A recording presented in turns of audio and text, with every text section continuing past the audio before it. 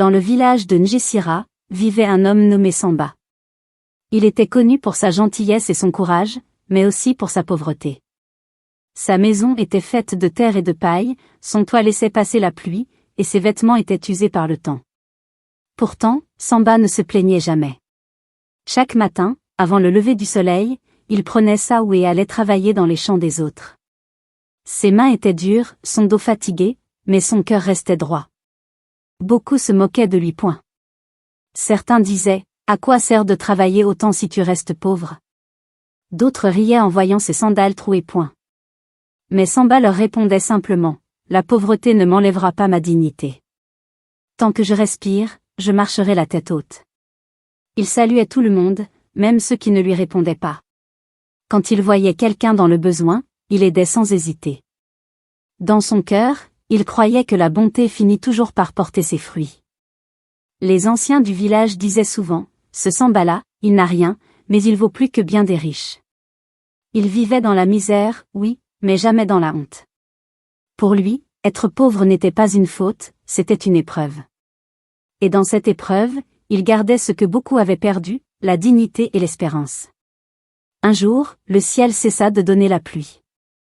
La terre se fendit, les champs séchèrent, les animaux mouraient de soif. C'était l'année de la grande sécheresse. Le village de Njessira entra dans une période terrible. Les greniers se vidèrent, les enfants pleuraient de faim, et les anciens regardaient le ciel en silence. Samba, lui aussi, souffrait.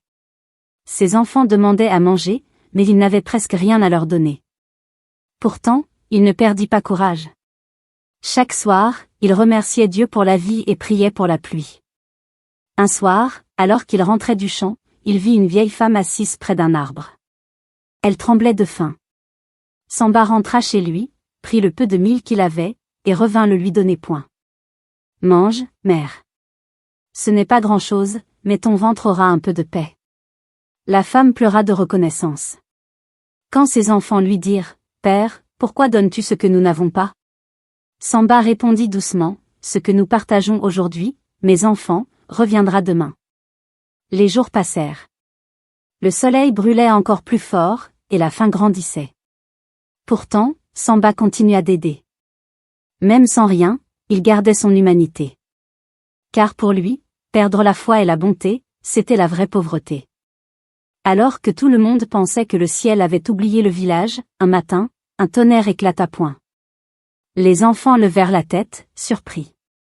Le vent se leva, les nuages noirs arrivèrent, et en un instant, la pluie tomba. Forte, pure, rafraîchissante. Les femmes dansèrent sous les gouttes, les hommes levèrent les bras vers le ciel. C'était la fin de la souffrance. Le ciel venait de se souvenir. Samba, trempé jusqu'aux os, regarda la pluie couler sur la terre sèche. Des larmes se mêlèrent à la pluie sur son visage. Merci, Seigneur. Tu n'oublies jamais ceux qui gardent la foi.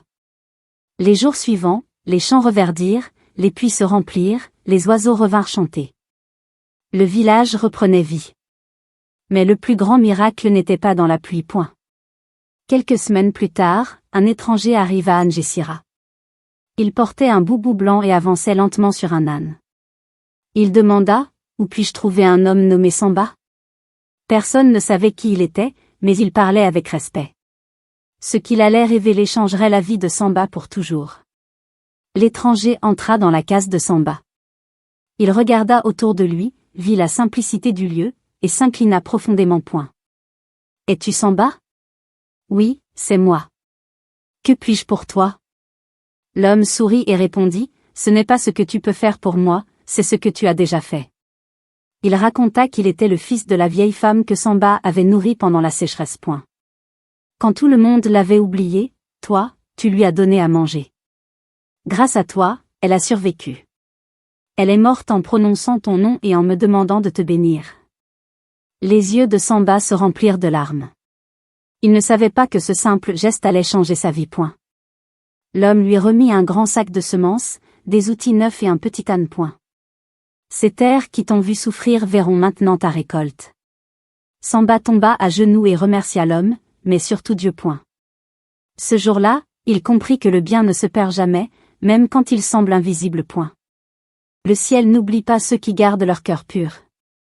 Les années passèrent. Grâce aux semences, Samba transforma sa petite parcelle en de grands champs de mil dorés. Chaque saison, la récolte grandissait. Les gens qui se moquaient de lui venaient maintenant lui demander conseil. Mais Samba n'avait pas changé. Il restait simple, humble et généreux. Il fit creuser un puits au centre du village pour que plus personne ne manque d'eau. Sur une pierre, il fit graver ces mots. La pauvreté peut te priver de ton pain, mais jamais de ta dignité. Et l'espérance, elle, finit toujours par t'apporter la pluie. Les enfants venaient l'écouter le soir, assis autour du feu. Il leur disait, n'ayez jamais honte d'être pauvre. Ayez honte seulement si vous perdez votre bonté. Quand Samba mourut, le village entier pleura, non pas un pauvre homme, mais un roi sans couronne. Sa vie devint un exemple, une lumière.